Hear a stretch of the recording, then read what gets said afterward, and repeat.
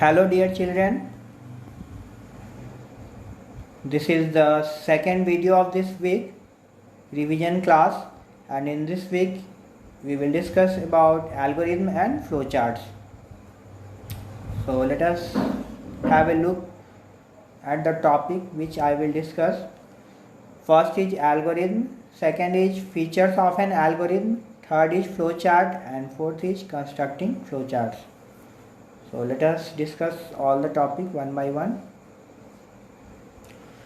Algorithm can be defined as instructing the computer the series of steps to perform every work step by step. The basic steps are start, get input by the keyboard, mouse, etc. Process, third one is process, fourth one is output, and fifth one stop. Actually, algorithm is the step by step instructions for doing a specific work. We can do any type of work with the help of algorithm. First, we need to write the steps, how that work should be processed, how that work should be done. So we write that work in the number of steps. Okay, we write that work step by step solution in many number of steps. That is termed as algorithm. Suppose I want to write the algorithm to add two numbers. So what can be the step? Step number 1, input two numbers a and b. Second, step 2, add two numbers in another variable which is c equals to a plus b. We can have some types of mathematical formula in algorithm also. We can use some mathematical formula. And step number 3, print c. So it is taking some input, it is processing the data, and some result, it is printing some result. So in this way we can write the algorithm which has some result. At last some result will be displayed or some result will be created. Another example, it is given in your book for preparing tea. How you can prepare tea? We can take some water and milk in a bowl. We can boil it for few minutes. Then we can add tea leaves to it, tea leaves and sugar to it. Then again we can boil for few minutes. Then after our tea is ready, then we need to filter the tea leaves and our tea is ready to serve. So in this way we can write the algorithm for preparing tea. Now, algorithm can be a simple process. An algorithm can be a simple process such as adding two numbers together, or it can be a complex function such as adding effects to an image. We can write the algorithm for adding effects to an image, like we can make it brighter, and suppose there is a picture of a person, so we can make his hair brown, we can make his hair black, we can make his eyes to some different colors. Okay, we can make the editing in the clothes color. So we can do some changing in the effect.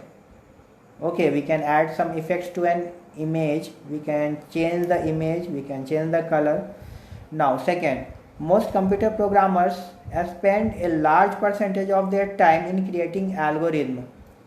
Why the most computer programmers, the software engineers, spend a large percentage of their time in creating algorithm? This is because they don't want to waste the computer resources. They want to do their work within a very less computer resource. Means they want to make a program such that they can save the computer's memory.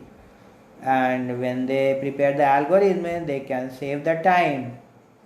Only they will waste the time in creating algorithm, but when they start writing the program, they will save the time, because algorithm helps him to creating the program. And third one, they write algorithm so that they can get the desired output. So all the points are given in the third number point. The goal is to create efficient algorithm that do not waste computer resources. It saves the time and gives the desired output.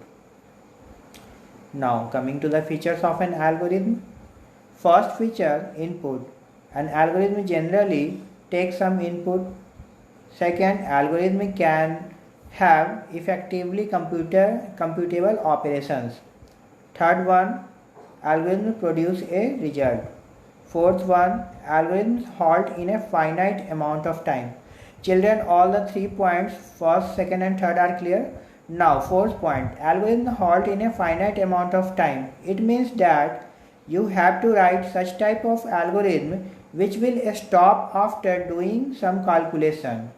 Okay, suppose you have given the instruction to print all the numbers greater than 100, then it will never stop. So you don't have to give such type of instruction. You can give the instruction to print the number between 100 and 200. So that is a finite, that is an example of your algorithm which can stop in a finite amount of time. Fifth point, algorithms are definite, means you have written the algorithm such that some definite answer will come.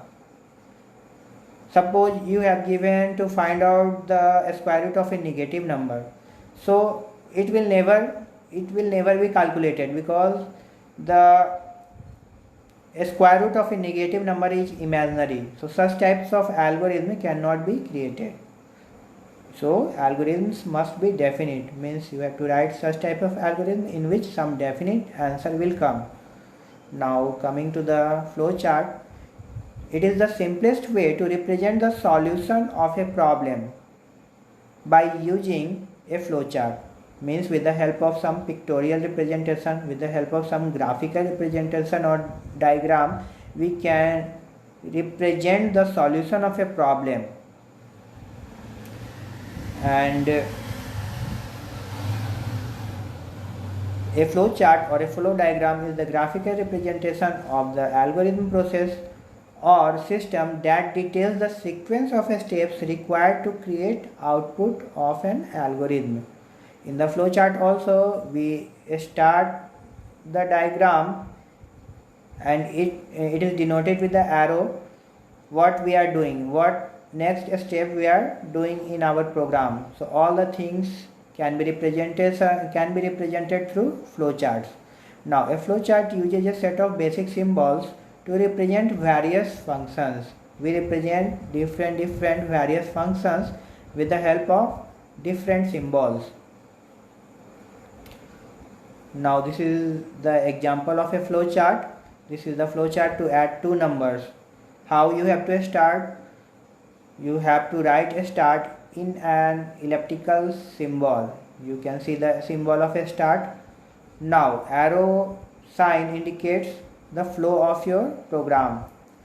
The parallelogram symbol is used for input and output process. So I am taking input two numbers A and B. Third, again the arrow line indicates the third symbol, which is rectangular in shape, in which I have written C equal to A plus B. Two numbers are added and the result is stored in the variable C. Again, the arrow line indicates the output. Print C. Print C is the output and it is written in the output symbol, which is like a parallelogram, which is a parallelogram symbol. So both the symbols, input and output symbols, are same, which is in the form of a parallelogram. And then at last we need to end the program. We can write a stop or end at the last. A start and end has the same symbol. Now this is the flow chart to multiply three numbers A, B and C. So it is the flow chart to multiply three numbers, and we will do all the processing just we have done here. In this case we have added two numbers, and in this case we have multiplied three numbers. A is multiplied with B and it is multiplied with C, and the result is stored in the variable D. Here you can see A asterisk B asterisk C. Asterisk denotes multiplication sign in computer. Okay, in your program you can represent multiplication sign with the help of asterisk, because there is no such kind of multiplication sign in computer. Now constructing the flowcharts. First symbol, this is the start or stop symbol. This is used to start. This is used at the start and at the end of the flowchart to represent starting and ending activities.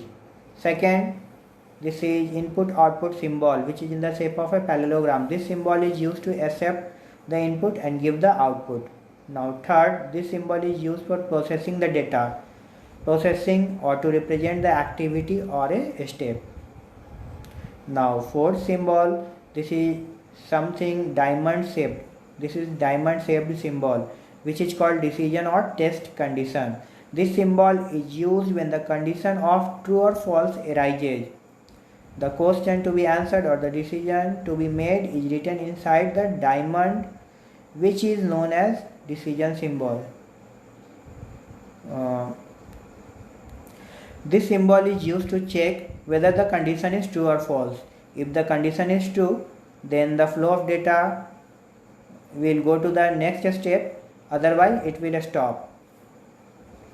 Now next one is the flow lines. These lines are used to show the flow of diagram from one step to another. Now this is the last symbol, which is known as connectors. These are used to connect one part of flowchart to another part. You can also connect one program to another program with this symbol. Okay, thank you students. Have a nice day.